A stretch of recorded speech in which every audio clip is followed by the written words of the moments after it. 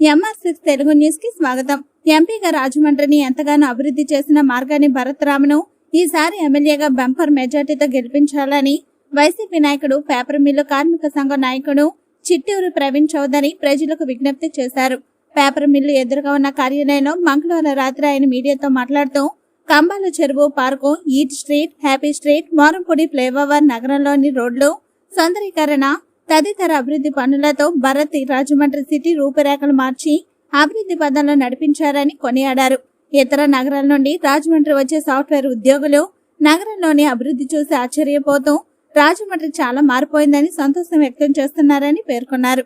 అందుకే భరత్ పాలన కావాలా లేక ఆదిరెడ్డి వాసులు లాంటి వారి పాలన కావాలా అనేది ప్రజలు నిర్ణయించాలని కోరారు. సీఎం జగన్మోహన్ రెడ్డి ఈసారి భరత్ను రాజమండ్రి సిటీ నుండి పోటీ చేస్తున్నారని, ఎమ్మెల్యేగా భరత్ గెలిస్తే కుటుంబాలతో కలిసి సెకండ్ షో సినిమాలు చూసి ప్రశాంతంగా సంతోషంగా ఇంటికి రావచ్చని, ఆదిరెడ్డి శ్రీనివాస్ గెలిస్తే రౌడీజం, బ్లేడ్ బ్యాచ్ లు వేరంగా వేస్తాయని ప్రవీణ్ చౌదరి అన్నారు. 2015 పుష్కరాలకు 2,000 కోట్ల రూపాయలు ఖర్చు చేశామని చెప్పే టీడీపీ నాయకులు ఏం చేశారో చెప్పాలని ప్రశ్నించారు. ఈ 5 ఏళ్లలో ఎంపీ మార్గాన్ని భరత్ చేసిన అభివృద్ధి కళ్లకు కట్టినట్లు కనిపిస్తుందన్నారు. జనసేన అధినేత పవన్ కళ్యాణ్ నిలకడలేని నాయకుడని, ప్రజా సమస్యలపై పోరాటం చేయలేరని విమర్శించారు.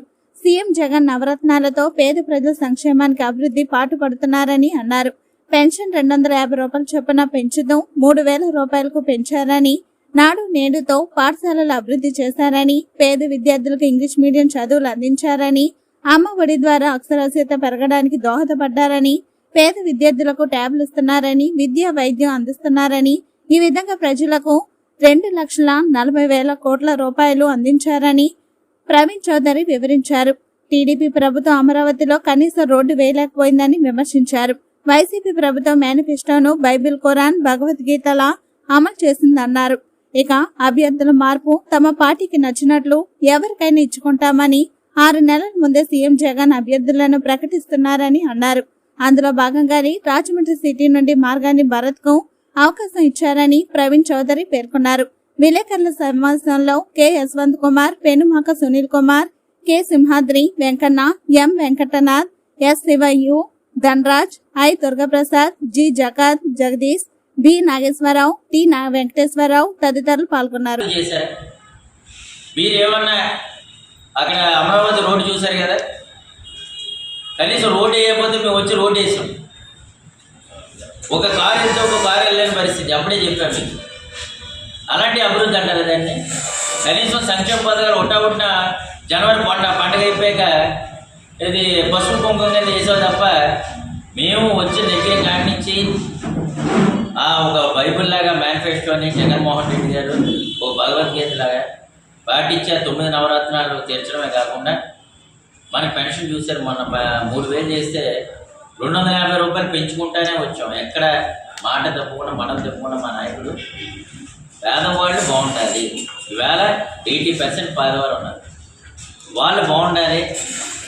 మిగతా వాళ్ళందరూ కూడా చదువుకొని వేళ మనం చూసాం, సాఫ్ట్వేర్లో చేయడం కానీ ఇవన్నీ చేస్తారు.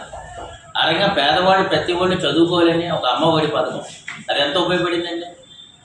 వీళ్ళ అమ్మఒడి పథకం ప్రతి సంవత్సరం పిల్లల్ని పేదవాళ్ళని చదివించాలి, ఇప్పుడు దాకా బడికి పంపించలేని పరిస్థితి, అక్షరాస్యత పెంచాలి అని ఆ రకంగా మనం ముందుకెళ్ళడం జరిగింది. మనం బళ్ళు చూస్తాం, గవర్నమెంట్ స్కూల్స్ ఇంగ్లీష్లో మాట్లాడటం, ట్యాబ్లు ఇవ్వడం, ప్రతిదీ డెవలప్మెంట్ చేసి ఇప్పుడు ఎలా ఉంది ఒక గవర్నమెంట్ స్కూల్లో, అంతకుముందు ఎలా ఉండేది. మనకి పేదవాడికి కావాల్సింది విద్యా, వైద్యం. ఈ రెండే మా జగన్మోహన్ రెడ్డి గారు గమనించి వాటి మీద ఫోకస్ పెట్టారు. మనం 2,46,000 కోట్లు ఈవేళ మీ ప్రజలకు పెంచింది ప్రభుత్వం. ఏ ప్రభుత్వమైనా పెంచిందా? వాళ్ళ దగ్గర నుంచి మళ్ళీ మార్కెట్లోకి వస్తుంది. మీది దళారీ ప్రభుత్వం. పెత్తదారులే ప్రమోట్ చేయడం తప్ప, రియల్ ఎస్టేట్ చేసుకుంటాం తప్ప, మాకు పేదల సంక్షేమానికి, పేదల బతకాలనే పార్టీ మా పార్టీ, జగన్మోహన్ రెడ్డి గారి పార్టీ. మీరు వర్తమానం విమర్శిస్తున్నారు, పార్టీలో ఉన్న వాళ్ళ సీట్లు ఎందుకు ఇవ్వట్లేదు, ఈ సర్వేలు ఏంటి. మా పార్టీ మా ఇష్టం, సర్వేలు చేసుకొని సామాజిక వర్గాలు సమీకరించుకొని ఆ రకంగా మనం ముందుకు వెళ్తాం. దాన్ని మీరు ఎందుకు అక్కసు తొక్కుతున్నారు? ఎవరు పని చేస్తారు, ఎవరు పని చేయలేదు అనేది ఎప్పుడు వస్తుంది? 5 ఏళ్ళకి ఒకసారి రివ్యూ చేసుకుంటాం, మధ్య మధ్యలో మందలేస్తాం, మళ్ళీ 5 ఏళ్ళకి ఒకసారి మార్చడంగా ప్రజలు ఇచ్చిన తీర్పుని. ఈ లోపల మనం 6 నెలల ముందు మేము దమ్ముగా ధైర్యంగా అనౌన్స్ చేస్తున్నాం పార్టీలో. దాన్ని మీరు వక్రీకరించి, మీరు అనౌన్స్ చేయకుండా ఒక క్యాండిడేట్ను కూడా దాన్ని వక్రీకరించి సానుభూతి పొందాలి. ఎంతసేపు పులి రాజకీయాలు, సానుభూతి పొందాలి, దీని నుంచి మేము జైల్లో పెట్టి ఎందుకు పెట్టారు? ఒక కారణం లేకుండా పెట్టేస్తారు.